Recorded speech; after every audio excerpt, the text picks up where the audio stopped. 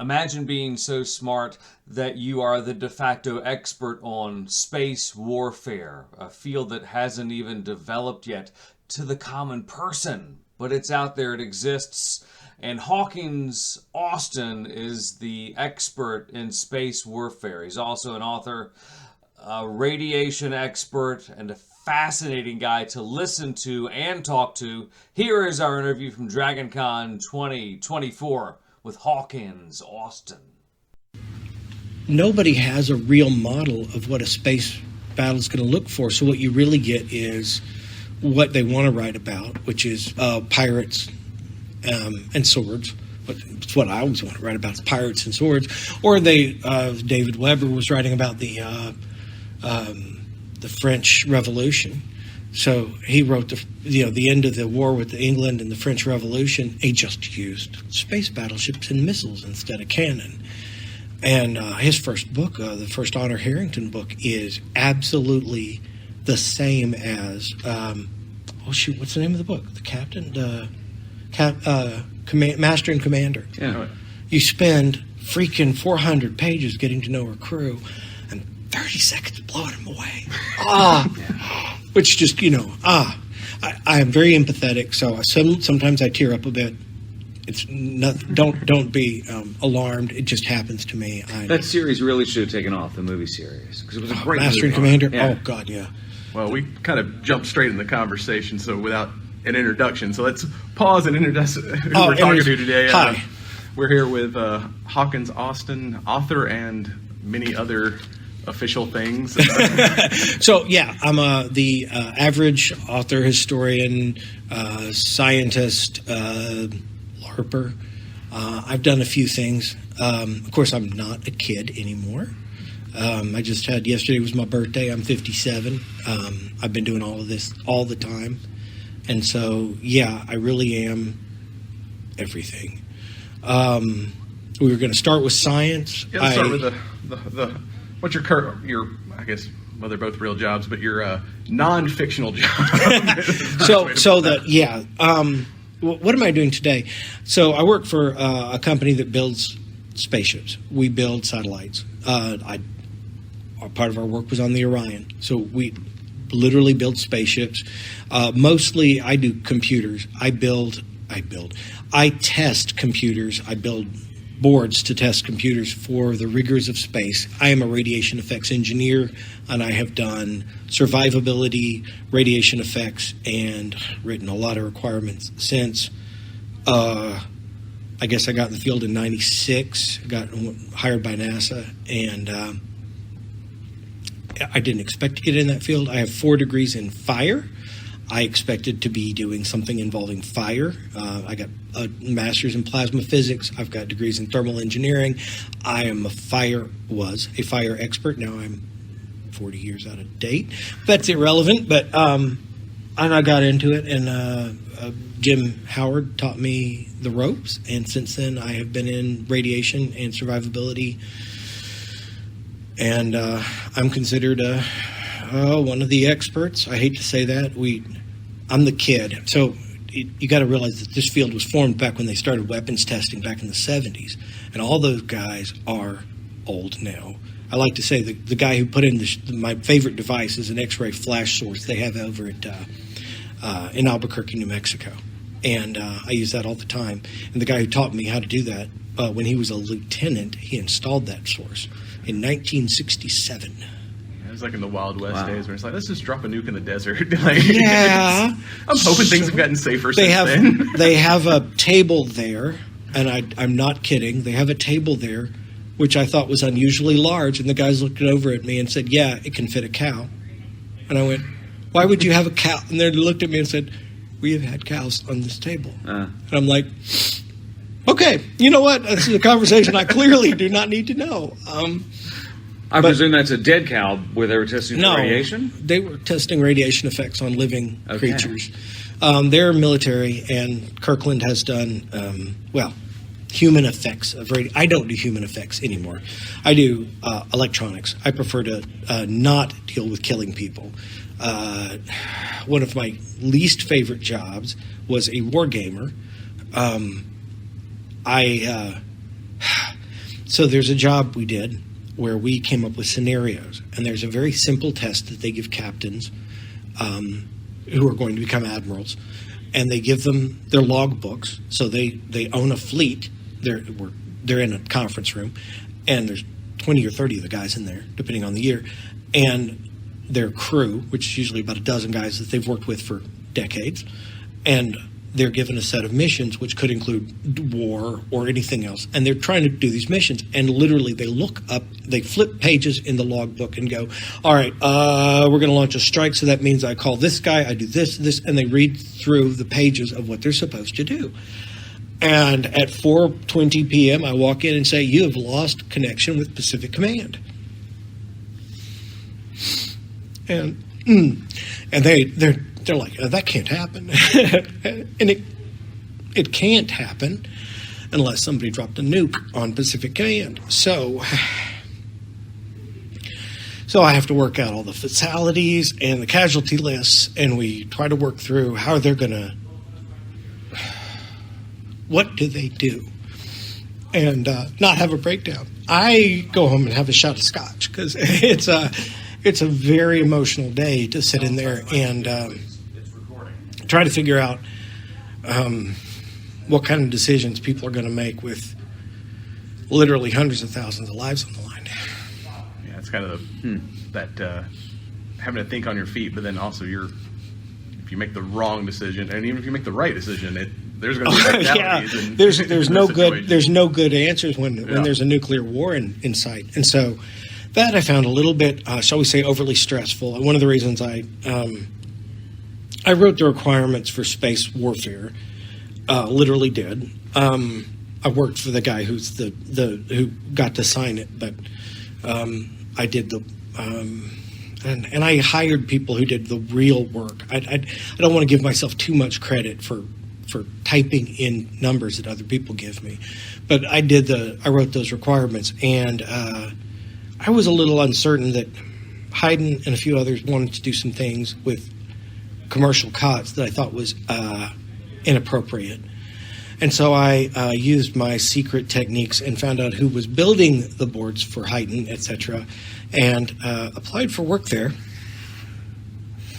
Yeah, this is kind of on the edge of not exactly appropriate. But anyway, because I wanted to find out how they were going to do it and what they were doing, and I interviewed their guys because they were interviewing me, and some of them were really good, and some were. I was impressed by Eric. He had actually worked at one of the prompt dose facilities I knew, and so I had some idea. And they were really worried about the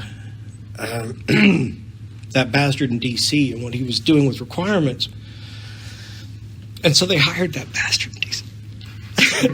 So I came to Denver, and I worked in Denver for the last 5 years, making sure that our spacecraft that do military things are not going to die on orbit, no matter who throws a nuke at them.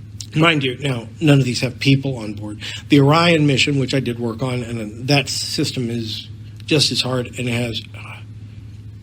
there's a cute story there, but jumping back, that one has people involved. Most of my systems for military are the slower, harder systems. What we built for Orion has one of our giant FPGA boards, and you don't need to know what that is, but let's just say it can hold several personalities which are running the software.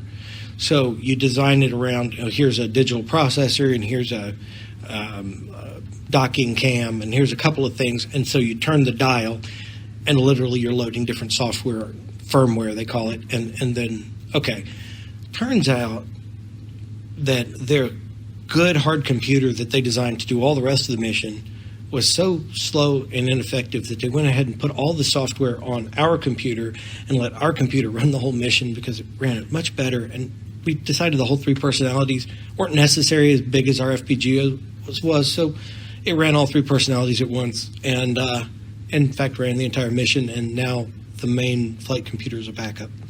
What are building, other than, like I said, a desk, what's the kind of difficulties people don't think about when building a computer to operate in space versus so the here? First one, and I literally, this is the first lesson I teach when I teach. when they design, you assume it's going to work, and you design something like a cell phone, and why would it not work? Stop. It's going to stop. It's going to break. You're going to be on orbit, and it's going to fail. Now, what do you do next? Does it have a full reboot system that says, oh, hey, the computer's not working. Let's start it over from beginning. It's not reaching its first waypoint. Let's reload the waypoints. Let's get it all back in together. Right, unplugging it and plugging it back in. Right, exactly. And IT guy is going to go up on orbit and do that. So you have to set that up so that if everything fails, it decides to call home. And it doesn't wait on somebody to come up there and touch it, because no one ever will again.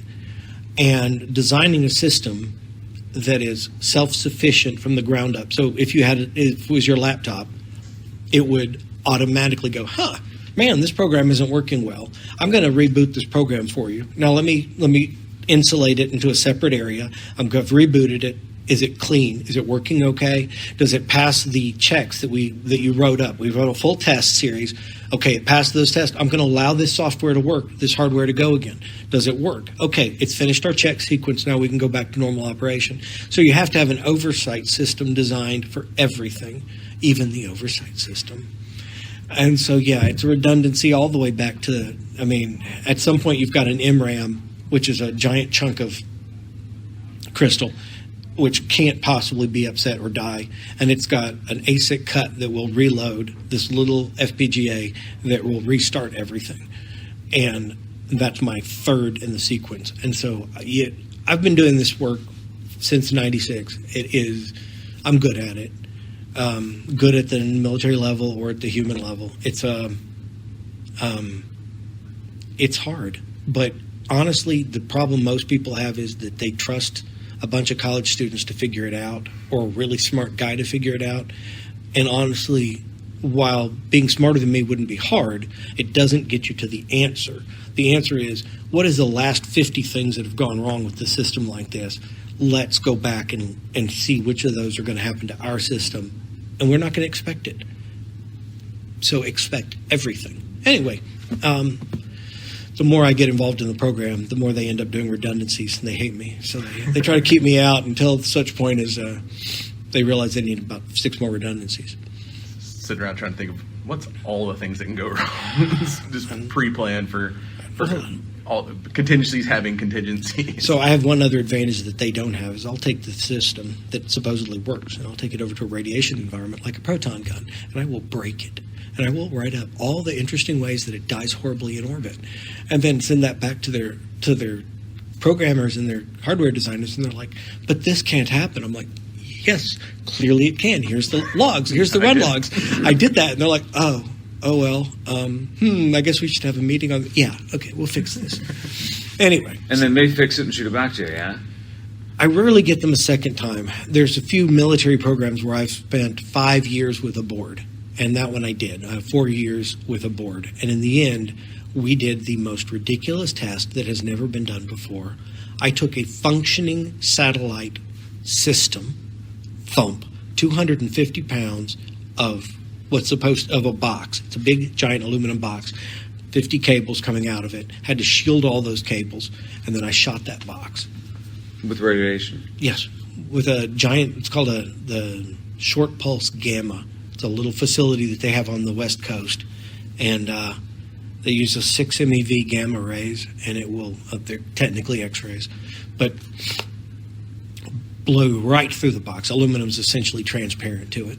So with all of this talk about space weapons, is the Space Force thing that DC has been talking about, is that a bunch of hooey, or is that something that can really happen and make a difference? So the most exciting thing there, and I'm sure this is not interesting to anyone else in the universe, they've developed a new funding mechanism for the SDA, Space Defense, and that's part of Space Force. And the funding mechanism allows them to go to small vendors like Seeker and look for and build satellites.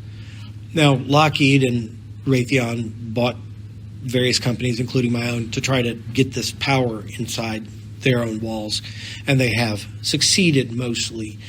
But the trick is we're running out, there'll be 85 satellites in a network, They'll use lasers to communicate with each other, and you will have instant communications for the military across instant light speed communications across the globe of gigabit size, so you can take images tracking for reasons. You might want to image and track something. Okay, fine. I don't want to get into that too deeply, but it'll be transported to a cute little room somewhere in Albuquerque, New Mexico. There'll be a guy sitting at a desk, and he'll be watching this object they're tracking in whatever country it might be in, and it'll be all over. And that's what Space Force is starting with: complete communications. What they're going to move to: complete detection, and then hopefully ways to intercept missiles in space. That's I'd say above my pay grade. I don't have a doubt that it's going to be in my pay grade soon enough, because that's probably what they're going to hire me to do. But how long time-wise do you think it'll be before we get like actual like military spaceships, not just the satellites, the observation and detection? I wish I knew. I wish I knew. Decades, centuries. Decades. I would love to be, out there in a space patrol cruiser shooting my lasers. That would. Is it a dream? Absolutely. And I'm going to have armor, and I'm going to have a sword, and absolutely. I can't imagine it not being every kid's dream to have their own freaking spaceship. Who wouldn't want one? My characters in the Book of Ramon, they're driven by the concept of getting a spaceship. 5 minutes? I need to do this 10 times, guys. Well, that kind of leads us into your other career here as an author. Like, what made you run from like hard science to fantasy and okay, sci-fi? So I don't watch a lot of TV, and I have a lot of hours in the day.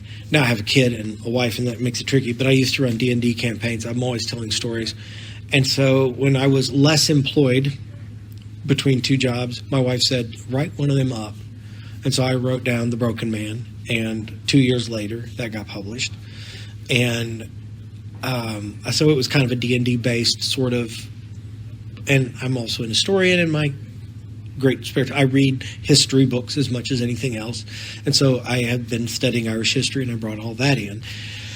And then I have so many stories, I keep writing them. And I don't want to go through that. I shared it with you earlier, the whole Mark Center debacle.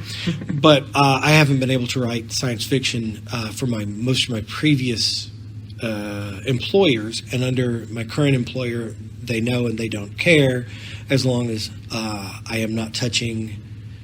If I don't tell their proprietary stuff, they don't care. And they're, mind you, occasionally they'll come out and they'll read my author description at meetings and laugh a lot. So I'm a nutcase. They know that, and they put up with it. I dress in armor and I go beat people with swords. I've got a lot of hobbies. Yeah, I imagine you spend so much time in real stuff that it's like the fantasy is like you got to get completely out of that to like rest the brain. I mean, who really wants to spend their? Well, you know what?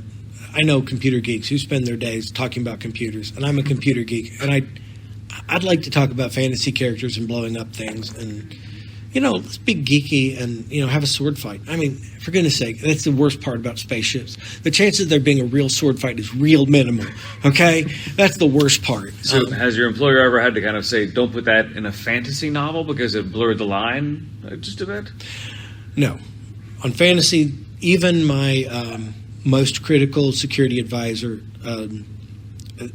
Castle Brave, starts with a security alert, security notice, because I'm a complete geek. And after he had disapproved, he had not approved my previous two novels, I sent him Castle Brave's security review. He wadded it up and threw it at me, which tells me it was approved. It's a military-based novel, and it's very related to what we did at Ditra. However, it is completely fantasy, and he doesn't care. As long I can put in a nuclear weapon, and he does not care. As long as it's a fantasy nuclear weapon. When I start describing how how real ones work, he gets kind of nervous, which I did at one point, which is a mistake in that one. But in Castle Brave, note, not Castle Bravo, I don't describe any actual nuclear weapons. So there it works. Who are your books intended for? What age group? So my daughter's 12, and she can read Pure Poison. It's clean. I don't have a lot of cuss words, and it's but some of the words are a little more advanced. I have trouble reducing my vocabulary. I've been reading since I was I think I started Star Beast when I was 9, so I've been reading Heinlein since I was 9. I'm not good at figuring out what normal people understand in words. So sometimes my choice of words is not best for a 12-year-old. But as their word at college level, if you can read college level, I don't write anything that nobody can read. I don't put sex scenes in my books. Violence, yes, there is gosh awful amounts of violence. My books are all entirely people sitting around talking and then lots of violence. I guess as we kind of bring this in for a landing before they kick us out of here, how can people find you, find your books, plug all your things? So currently my only publisher is Tuscany Bay. I've outlived 3 publishers. Tuscany Bay is still doing quite well, and they have Castle Brave and Court Human. The rest of them are on Amazon. I self-published 6 books on Amazon, and I'm also in LaPont has a collection of short stories called Swords and Maidens, and I'm one of the short stories in there. Well, thank you for your time.